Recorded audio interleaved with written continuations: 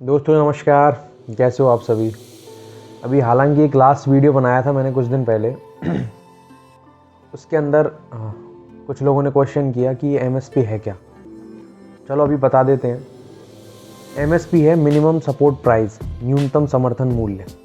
यानी कि अगर आपको एक एग्जांपल के तौर पर मैं समझाऊं कि हम जब कभी कोई चीज़ खरीद के लेके आते हैं, कुछ है क्या, अभी मेरे पास में कुछ है नहीं, दिख नहीं रहा, लेकिन आप देखना, आप इसकी एमआरपी कितनी है तो रिटेलिंग रेट जो रहती है, इसी तरीके से एमएसपी है।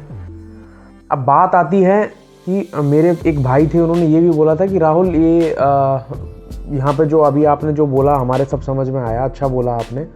तो यहाँ पे बात आती है कि किसान तो है ही नहीं, यहाँ पे सभी आड़तिये बैठे हुए हैं, या फिर जो मंडी के अंदर कमीशन एजेंट होते हैं वो बैठे हुए हैं, बड़े बड़े पैसे वाले लोग बैठे हुए हैं। ये तो एक अलग चीज़ है, किसान है कहाँ। तो मैं आपको एक छोटा सा मैं आपको एक चीज़ बता देता हूँ। आज़ादी की लड़ाई जब स्टार्ट हुई थी, उसके अंदर क्या हुआ था कि सबसे पहले अच्छे पैसे वाले लोग, अच्छे एडवोकेट्स, अच्छे पत्रकार, ये सभी आए थे। किसान और मजदूर वर्ग था वो तो तब भी पहले भी खेतों में और अपने घरों में काम करने लग रहा था। तो वहाँ पे पहले भी नहीं थे ना। पहले तो लोगों को, बड़े जो लोग होते हैं उन्हीं को आगे आना पड़ता है। लेकिन जब वो थोड़ा मुद्दा आगे बढ़ा तो इसमें किसान भी आए, मजदूर वर्ग भी आया, तो सभी ने अपना अपना जो दायित्व होता है वो निभाया। अभी बात आती है यहाँ पे कि किसान रेंज रोवर से आ रहे हैं। तो मेरे भाई, ये अभी बात यहाँ पे आती है कि आप किसान को कहाँ देखना चाहते हो, कि किसान फटे कुर्ते में ये टूटा हुआ हल लेके आज भी चलाए, या फिर किसान के पास में एक फटा हुआ ट्रैक्टर हो जो आपने पुरानी फिल्मों में देखा है, उसी तरीके से किसान की वो देखना चाहते हो क्या आप हालत।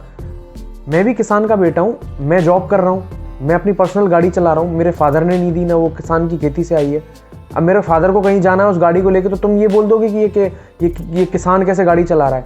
तो उनके बच्चे पढ़ लिख के, कोई किसी का आईएएस बन गया, किसी का आईपीएस बन गया, किसी का, किसान का बेटा नासा में साइंटिस्ट है, किसी का बेटा इसरो में साइंटिस्ट है, किसी का बेटा अच्छा डॉक्टर बन गया, तो वो आगे भी तो बढ़े हैं ना। कुछ लोगों पर अच्छी खेती भी है, किसान रेंज रोवर से आ रहे हैं। अब मैं बात करूं, मैं जिस सोसाइटी में रहता हूं, आपको विश्वास ना हो ना, भरोसा ना हो, भरतपुर वाले लोग तो जाके पता भी कर सकते हैं। प्रगति सिटी के अंदर जाइए, जो हमारे सोसाइटी के अंदर जो हमारा छोटा भाई है सज्जन, जो वहाँ पे हमारी सोसाइटी की केयर करता है, जो हमारा झाड़ू पोछा वो सब करता है, सोसाइटी का जो सब कुछ देखता है, वो अपाचे बाइक से आता है और आईफोन चलाता है। ठीक है, आईफोन 11 या 12 है उसके पास में, वो चलाता है वो। तो अब क्या बोलोगे तुम उसको कि यार ये सफाई वाला कहाँ से चला सकता है। वो सफाई के अलावा वो पर्सनल घरों में भी जाके सफाई करता है, किसी की गाड़ी भी साफ करता है, वो उसका अलग से पे मिलता है उसको, उसका काम करने का तरीका है, वो एक्स्ट्रा काम कर रहा है ना वहाँ पे। हमारे जो सोसाइटी में अधिकतर खाना बनाने वाली आती हैं, या तो उनके हस्बैंड उन्हें बाइक से छोड़ के जाते हैं, या फिर उनके पास में पर्सनल एक्टिवा और वो लेके आती हैं।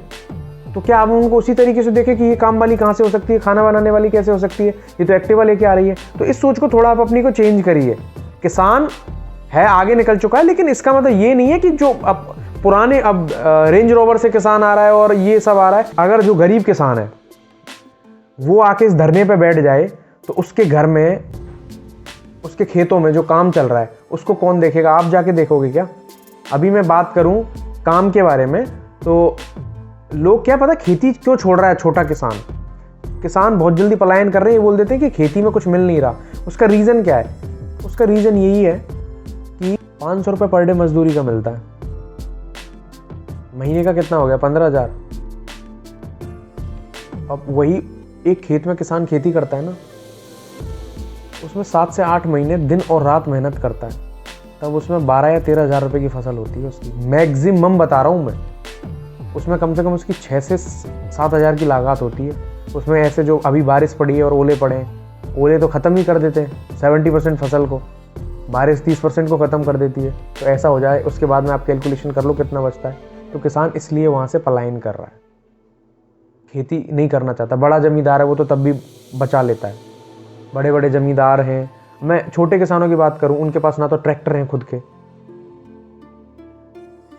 ट्रैक्टर वाला तब भी बचत कर लेता है। वो बेचारे पता नहीं कैसे कैसे कर रहे हैं यार अपना।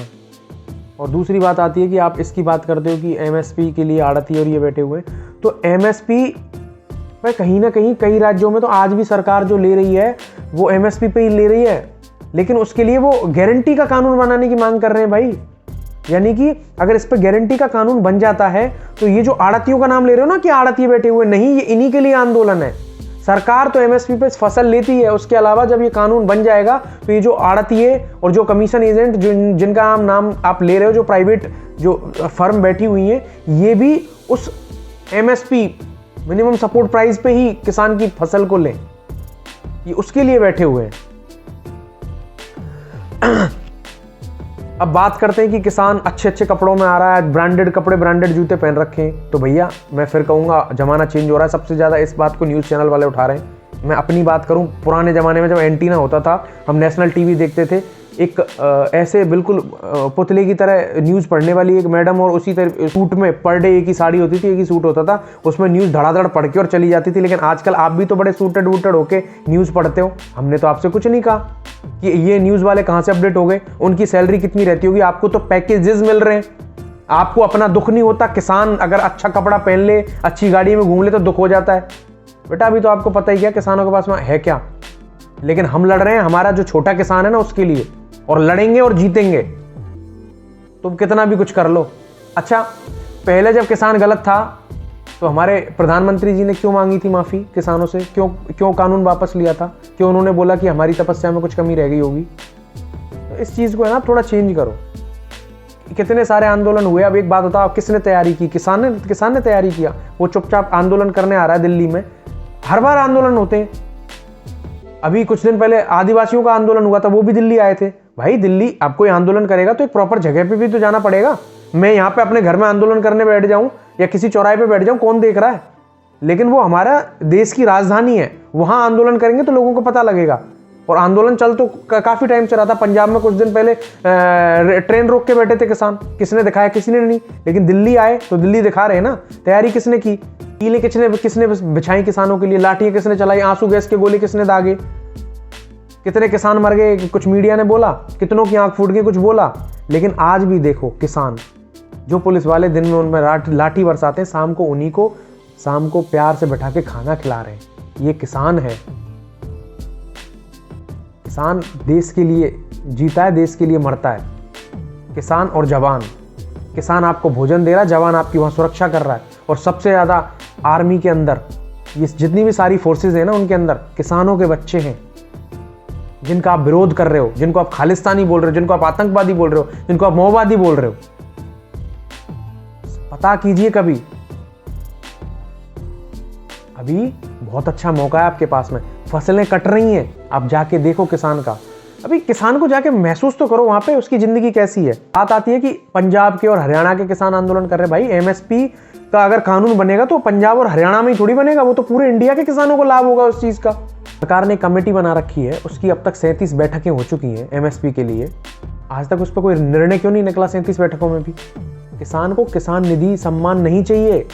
आप जो साल का 6,000 रुपए देते हो ना, वो नहीं चाहिए।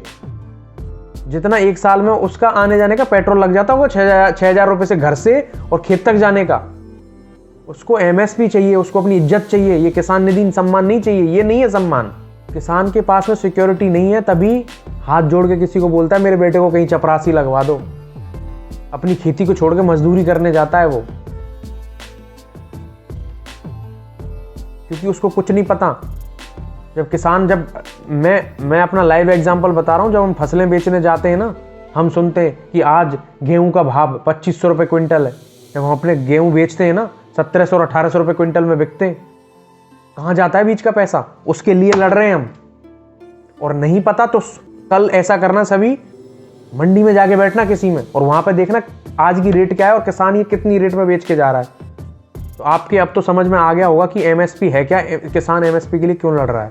कुछ बुरा लगा हो तो फिर से दिल से सॉरी। जय जवान जय किसान, जय हिंद, वंदे मातरम।